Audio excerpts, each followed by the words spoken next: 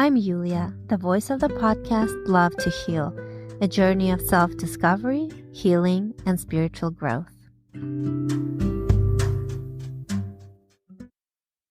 Hello. Today I want to share with you my first experience with crystals. I always wondered why people bought and collected crystals, other than for their beauty, of course. I knew some people like to use them in meditations and healing practices, but that's as far as my knowledge went. Then, last year, when I traveled to Sedona, Arizona, I tried a chakra balancing exercise at one of the many spiritual centers. And the specialist there recommended a crystal to me that matched the chakra that was unbalanced in my body. There, I found out that specific crystals aid in chakra balancing.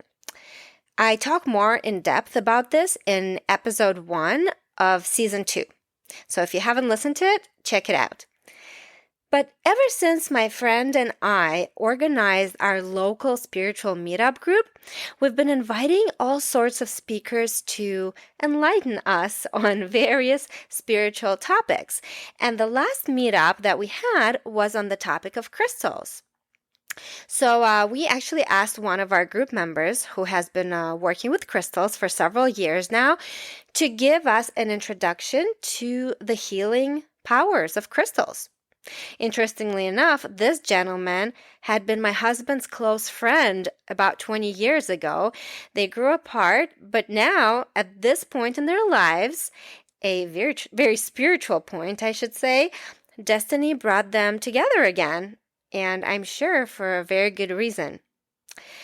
So my husband was surprised to find out that his friend is now very spiritual. A healer, actually. He practices Reiki. He sees and feels energy and spirit guides and much more. In fact, we even started a small meditation circle with 4 couples, and both this man and his wife have guided us on some amazing meditations. So I'm actually learning from them right now to feel the energy, because in my previous episodes, I've talked about how I typically don't feel energy.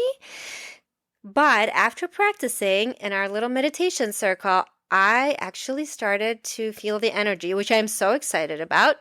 And I will talk more about this in a different episode. So at the spiritual meetup, this gentleman, his name is Igor, he brought with him about 10 different crystals to speak about and to show us so that we can kind of touch them and play with them. Because at home, he has hundreds of crystals. So of course, he couldn't bring the whole collection. He collects many of them, but he also sells them now. And you can get bracelets, you can get all kinds of different shapes and forms of crystals to put in your house or to carry around or put in your car, whatever it is that you want. So the ones that he brought, he set them out on a table for everyone to touch and to hold. And some of my friends immediately felt either heat radiating from some of those or some kind of even prickly feeling from certain crystals. Those that felt the crystal's energy are also energy healers. So a lot of my friends, they practice Reiki and Candace Silver's method that I spoke about in a previous episode. So a lot of my friends already are able to feel energy of not just people, but also crystals, for example. I didn't feel anything when I touched them, but I did feel drawn to one of them in particular. I liked the shape of it and the color of it. So it's interesting how people immediately feel drawn to a certain crystal. And for others, from other crystals, they might feel repelled from them, which is so interesting. And all the crystals that Igor had brought were very different in shape, color, texture, and size. Some were very raw, unpolished pieces, while others were perfect spheres, for example, or obelisks. Igor first explained that everything in this world is energy. And crystals too have energy, and they vibrate at different frequencies. Depending on color and composition, these vibrations can directly affect both the state of mind and physical body to evoke a certain feeling, emotion, or sensation. Therefore, crystal healing, I should say, is essentially the exchange of energy on an atomic level. In the most obvious comparison, think of sound. Sound vibration is easily tangible, right? It passes through our ears until it reaches the inner cochlea and is transformed by ear hair cells to electrical signals that are sent to the brain. When these sound waves are combined into strings of melody to create music, the effect on the body can be immediate. While higher pitch vibrations have a tendency to elevate the mood, lower pitches tend to evoke a sense of calming or even sadness. Similarly, color too contains vibration. The human eye can detect a very small range of the electromagnetic spectrum seen through the photoreceptor cells within the eyes. Once received by the photoreceptor cells, these vibrations are transformed into electrical impulses and sent to the brain via the optic nerve. Each one of the possible mixture of the primary colors has its own unique wavelength and corresponding vibration frequency. As it pertains to spirituality, it's important to note that each of the 7 chakras vibrates at a certain measurable frequency and responds to different wavelengths or vibrations of light, known as color. For instance, the root chakra has a frequency that vibrates in the 400 to 484 hertz range, as does the color red. Knowing which colors correspond to which chakra centers is essential in healing, balancing, and opening the chakras. To tie the information back to crystals, you can see how the color might have a large part to do with the effects of crystals on the body. But there's more to it. The shape, the structure, the tiny particles of other minerals formed inside these stones all play into the vibration emitted. What's more, crystals and gemstones are powerhouses of ancient energy. Formed through thousands of years, their energies are compacted, concentrated, and pure. When using crystals to heal, they can be placed directly or near the affected chakra centers for a period of time. It could be minutes or hours, and this will allow the vibrations of the crystal to help realign and heal the affected chakra, restoring harmony to the system. For energy healers, crystals come in handy too, as they can double the healing energy. Let me give you some examples. Lemurian quartz is a variety of quartz only found in 3 spots of the world. One face of the quartz will have naturally raised ridges, while the other side will be smooth. Those who practice metaphysical healing regard this crystal in the highest manner. It's the ultimate healing crystal. There's a belief that the ridges on this crystal are coded information from ancient civilizations. Amethyst, the lilac-colored crystal, is said to grow a person's abilities, to relieve stress and also anxiety. Whether carried in a pocket, worn as jewelry, or placed in a calming space, amethyst serves as a powerful ally in times of emotional turmoil. The golden citrine serves as a powerful tool for building confidence, overcoming challenges, and building mental toughness. It's also used for manifesting prosperity. The smoky quartz, aka the crystal of empowered clarity, is great for meditation as it protects from negativity and helps release stress while grounding and centering you. And actually, the smoky quartz is the one obelisk shape crystal that Igor had brought to our spiritual meetup. And that's the one that I was drawn to, I felt. For constant protection, there's this crystal called tourmaline. It's an easy crystal to take along or place in a car or in the house. It will actually take on all the negative energy and toxins around you, and there's no need to clean it. Sometimes, if this crystal is quote unquote full and can no longer take on negative energies and toxins, it will literally explode into pieces. If that happens, you can simply bury it in the ground, and that's all you need to do, and then just get a new one. As you can imagine, there are hundreds of crystals on Earth, and each one with a unique healing property. In fact, there are new occurring crystals too, named time crystals. Scientists have come across a new exciting phenomenon that is helping us move to a 4D reality. This crystal not only repeats in 3 dimensions, in space, but also in time. If you're into molecular science and quantum physics, I suggest you look up time crystals. It will blow your mind. Some other interesting information I took note of is that crystals are like people in a way. They have their unique energies, characters, and almost a mind of their own.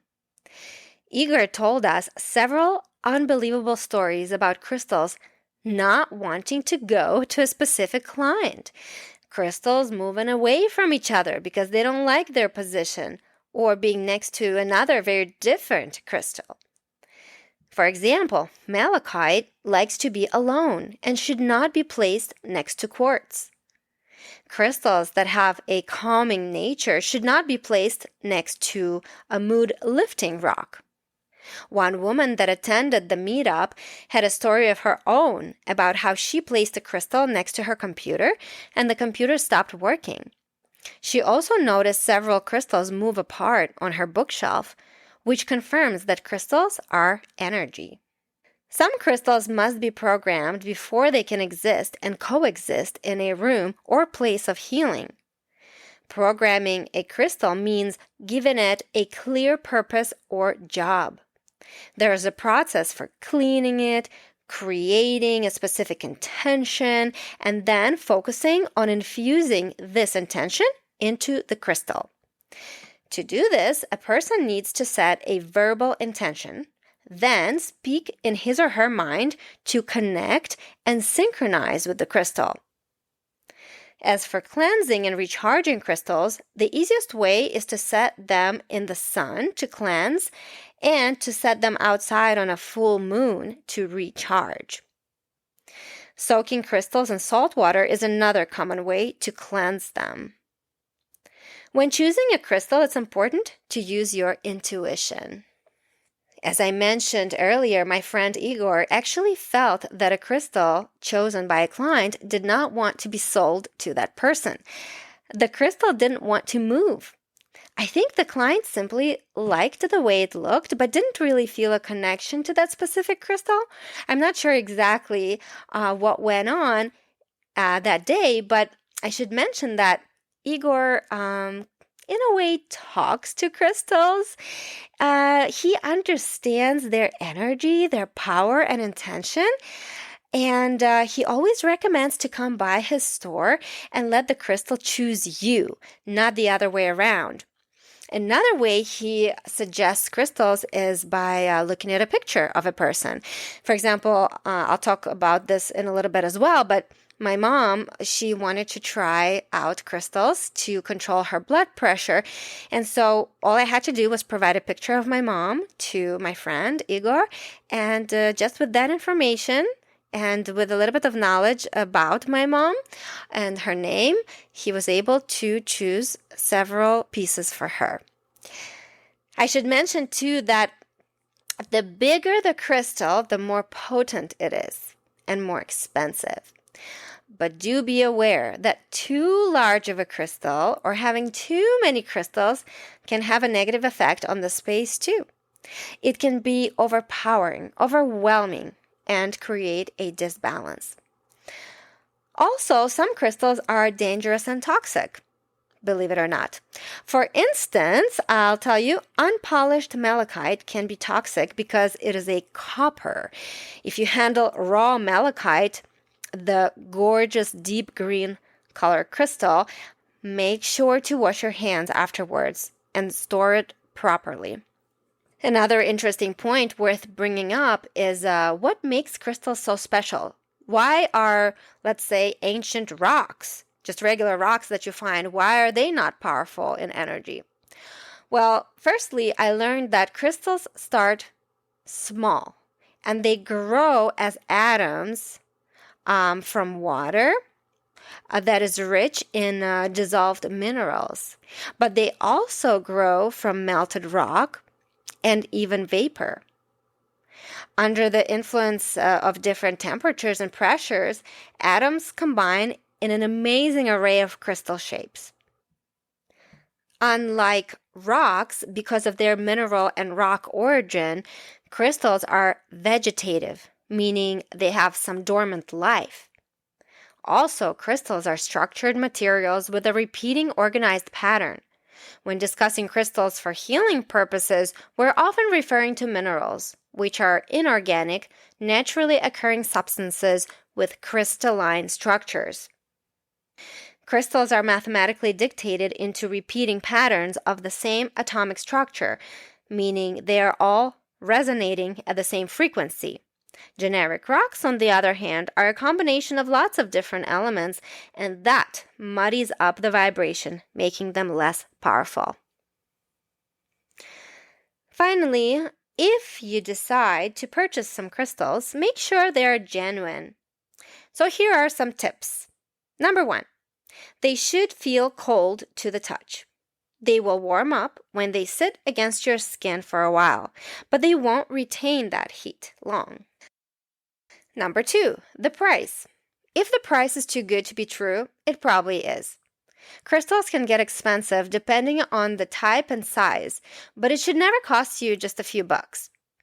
Number 3, strange names and origins. If the seller seems unsure about the crystal's name and origin, probably skip the purchase. Number 4, color. Real crystals are always unique and come in different shades and different distribution of colors. Sometimes crystals are dyed. For example, my friend's crystal necklace revealed its true color once it got rained on. Number 5, patterns. Many crystals have interesting patterns across their surface. This is especially true around the edges. Real crystals have unique ridges, facets, dents, scratches, and indentations. The look of a fake crystal might be too perfect. Total symmetry, a lack of imperfections, and consistent patterns throughout should be red flags. Number 6, clarity. Natural crystals that come from the earth are also unique on the inside.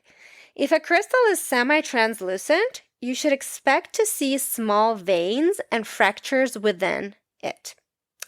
Scratches and tiny particles are also common. At our meetup, Igor showed us a crystal with a rainbow inside. Rainbows form naturally in crystals when light bends and disperses along internal structural surfaces. So a real crystal should distort the light, making it hard to see images or text on the other side of it. If the crystal's interior looks a little too perfect, you may be dealing with a fake. Another common red flag is air bubbles. Natural crystals don't have air bubbles as they often form under high pressure.